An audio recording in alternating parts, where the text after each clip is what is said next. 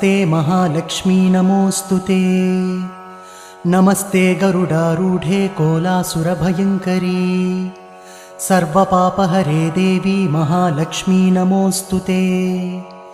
सर्वज्ञे सर्ववरदे सर्वदुष्टभयङ्करी सर्वदुःखहरे देवी महालक्ष्मी नमोऽस्तुते।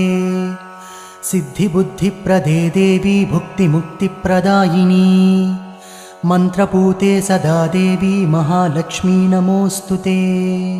आद्यन्तरहिते देवी आदिशक्तिमहेश्वरी योगज्ञे योगसम्भूते महालक्ष्मी नमोऽस्तुते।